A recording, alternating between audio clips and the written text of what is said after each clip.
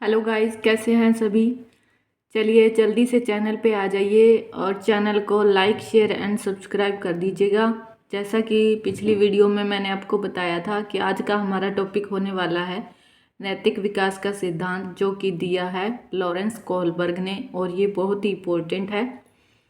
तो सभी बच्चों ने अच्छे से ध्यान से इस टॉपिक को समझना है और सभी के लिए बेस्ट कंटेंट है, कुछ खास नहीं है, नॉर्मल वे में है। अच्छे से समझोगे तो सभी को अच्छे से याद हो जाएगा और मेन पॉइंट्स पे है। जैसे आपको पता ही रहता है कि मेरी वीडियो में ज़्यादा लंबा कंटेंट नहीं होता है, टू दी पॉइंट होता है।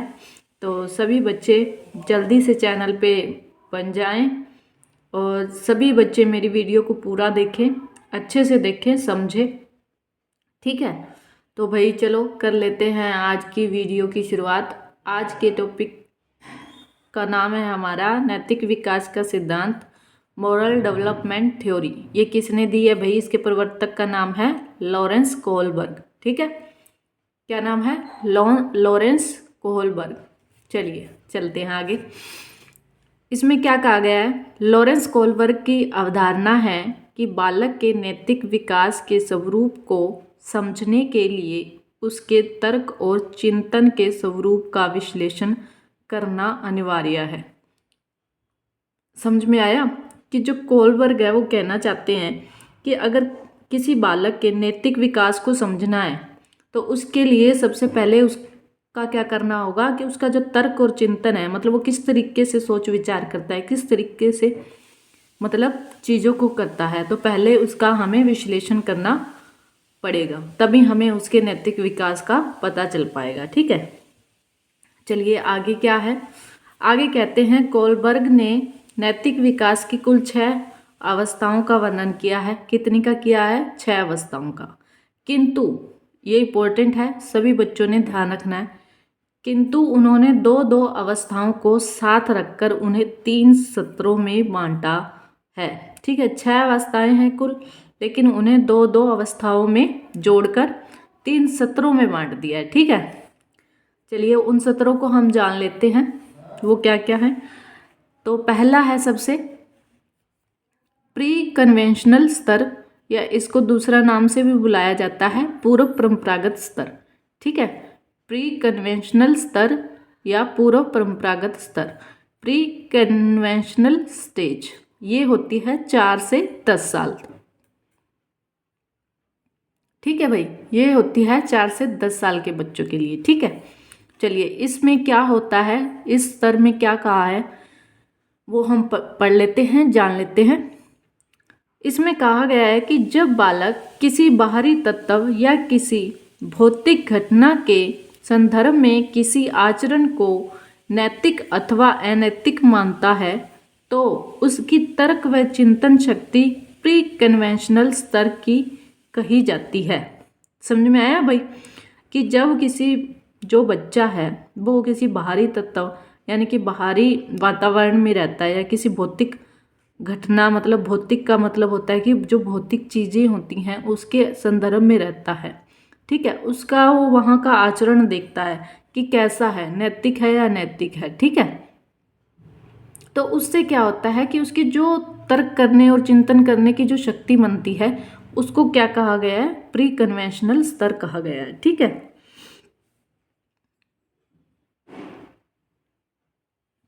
इस स्तर में नैतिक विकास की 2 अवस्थाएं शामिल हैं। ठीक है, जैसे कि इन्होंने बताया था कि कुल 6 अवस्थाएं हैं, लेकिन उनको क्या किया है, दो दो स्तर के अंदर जोड़कर बनाया गया है। ठीक है, दो दो अवस्थाओं को जोड़कर स्तरों के अंदर विभाजित किया गया।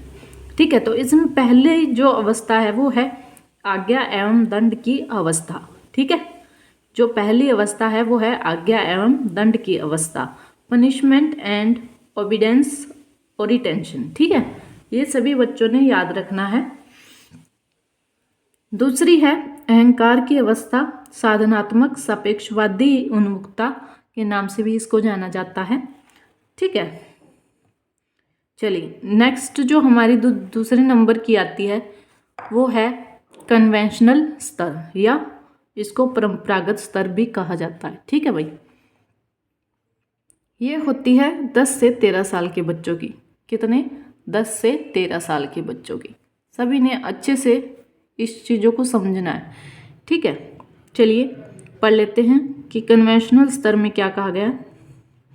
इसमें कहा गया है कि जब बालक के नैतिक चिंतन का आधार सामाजिक होता है तो वह कन्वेंशनल स्तर का माना जाता है। यहाँ सामाजिक लिख लेना, सॉरी तय लिखा गया है, गलती से क्या कर लेना, ठीक है। दोबारा से पढ़ लेते हैं कि जब बालक के नैतिक चिंतन का आधार सामाजिक होता है तो वह कन्वेंशनल स्तर का माना जाता है। सामाजिक का मतलब होता है कि जब बच्चा सोचता विचारता है तो वो जिस सोच को सोचता है वो उसका आधार क्या होता है? समाज होता है। वो समाज का के ऊपर सोचता है, ठीक है। तो उसको क्या कहा गया है? कन्वेंशनल स्तर कहा गया है। इस स्तर में नैतिक विकास की 2 अवस्थाएं हैं। पहली है प्रशंसा की अवस्था, या इसको बोला जाता है उत्तम लड़का अच्छी लड़की की अवस्था, ठीक है। ये भाई किस में है? ये कन्वेंशनल स्तर में है, ठीक है। इसकी पहली जो है वो है प्रशंसा की अवस्था, उत्तम लड़का अच्छी लड़की की अवस्था, ठीक है। गुड बॉय नाइस गर्ल और रिटेंशन, ठीक है। जो दूसरी है उसका नाम है सामाजिक व्यवस्था के प्रति सम्मान की अवस्था। जो इसकी दूसरी अवस्था है कन्वेंशनल स्तर की, वो है सामाजिक व्यवस्था के प्रति सम्मान की अवस्था, रिस्पेक्ट टू सोशल सिस्टम। ये अवस्थाएं जो लॉरेंस कोलबर्ग ने दी है बहुत इंपॉर्टेंट है, हर एग्ज़ाम में पूछी जाती है। तो सभी बच्चों ने इनके नाम अच्छे से याद करना है और मैंने हाईलाइट किए हैं, ठीक है, मार्कअप किया हुआ है। सभी बच्चों ने अच्छे से इनको समझना है और भाई अपने नोट्स जरूर बनाएं सभी बच्चे, ठीक है। तो भाई 3rd नंबर पे आ जाती है हमारी लास्ट स्तर जो है हमारा, वो है पोस्ट कन्वेंशनल स्तर। क्या है? पोस्ट कन्वेंशनल स्तर, या इसको बोला जाता है पश्च परंपरागत स्तर, ठीक है। पोस्ट कन्वेंशनल स्तर इसको क्या बोला जाता है? इसको दूसरे नाम से पश्च परंपरागत स्तर भी बोला जाता है, ठीक है। यह होती है भाई 13 वर्ष के बाद के जितने भी बच्चे हैं, 13 वर्ष के बाद जो भी उम्र हो सभी के बच्चे, ठीक है, सभी आयु के बच्चे। तो इसमें पढ़ लेते हैं इसमें क्या कहा गया है। इसमें कहा गया है कि नैतिक विकास का तीसरा स्तर होता है, ठीक है। यह होता है विवेक स्तर। क्या होता है? विवेक स्तर।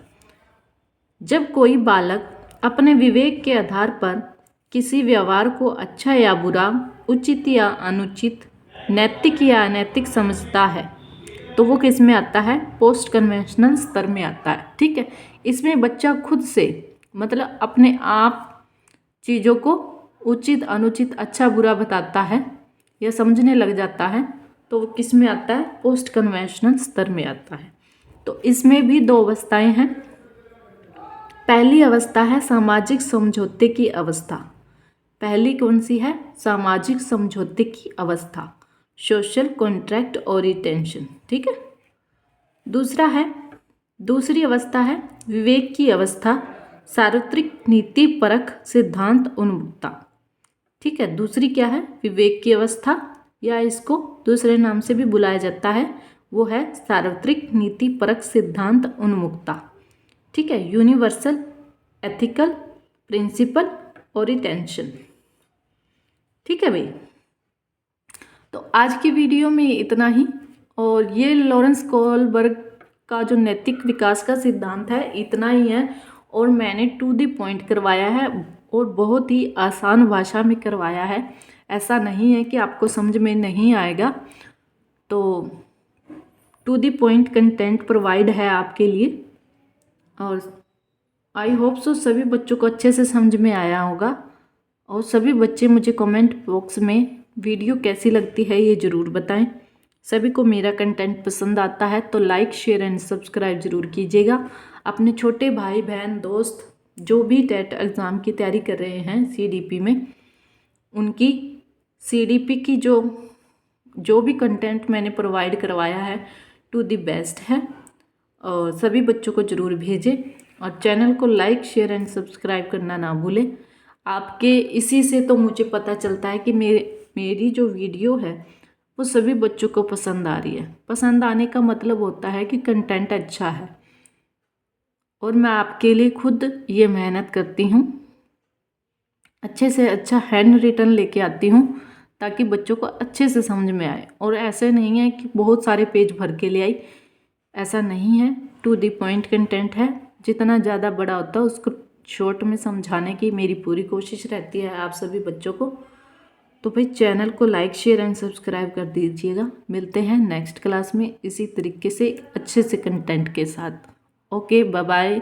अच्छे रहिए, ठंड से बचे रहेंगे और पढ़ते रहें।